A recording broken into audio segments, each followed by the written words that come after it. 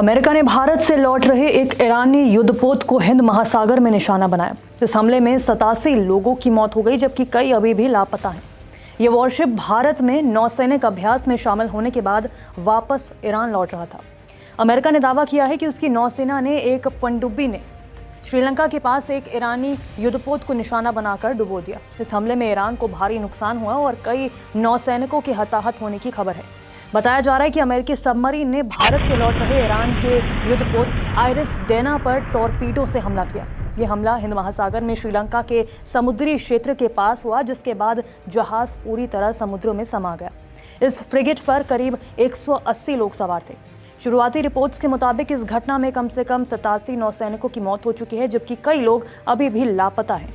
America के रक्षा मंत्री पीट हेग्सेथ ने इस कार्रवाई की पुष्टि करते हुए कहा कि अमेरिकी नौसेना ने समुद्र के अंदर से बेहद सटीक हमला किया। उन्होंने इस ऑपरेशन को क्वाइट डेथ यानी कि खामोश मौत का नाम दिया। हेग्सेथ ने यह भी कहा कि द्वितीय विश्व युद्ध के बाद ये पहला मौका है जब किसी दुश्मन देश के जहाज को टॉर्पीडो से डुबोया गया हो। घटना के बाद श्रीलंका की नौसेना और वायुसेना तुरंत रेस्क्यू मिशन में जुट गई। श्रीलंकाई अधिकारियों के अनुसार उनकी टीम ने समुद्र से 32 घायल नौसैनिकों को बचाया और उन्हें अस्पताल में भर्ती कराया। वहीं बाकी लापता लोगों की तलाश के लिए सर्च और रेस्क्यू ऑपरेशन अभी जारी है। श्रीलंका की नौसेना का कहना है कि जब उनकी टीम मौके पर पहुंची तो वहां जहाज दिखाई नहीं दिया, बल्कि समुद्र में सिर्फ तेल फैला हुआ नजर आ रहा था।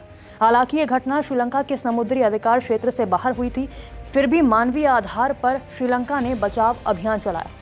श्रीलंका की विदेश मंत्री विजिता हेरात ने बताया कि ईरानी जहाज से एक डिस्ट्रेस कॉल प्राप्त हुई थी। इसके बाद श्रीलंका की नौसेना और एयरफोर्स ने तुरंत राहत अभियान शुरू किया और घायलों को सुरक्षित बाहर निकाला।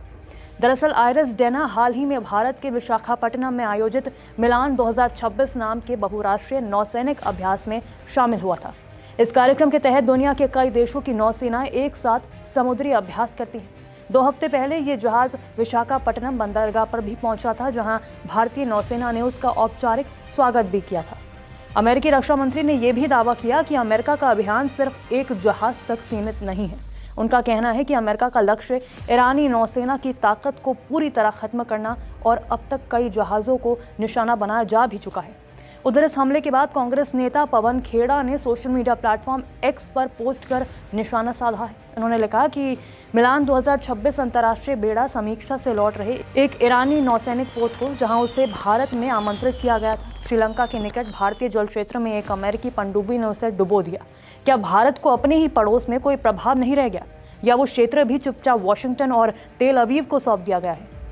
अब सबसे बड़ा सवाल यही है कि ये हमला हिंद महासागर में हुआ तो क्या अमेरिका ने इसके बारे में भारत को बताया था या नहीं, क्योंकि हिंद महासागर भारत के लिए बहुत अहम इलाका माना जाता है। ऐसे में यहाँ किसी भी बड़े सैन्य ऑपरेशन का असर पूरे क्षेत्र पर पड़ता है।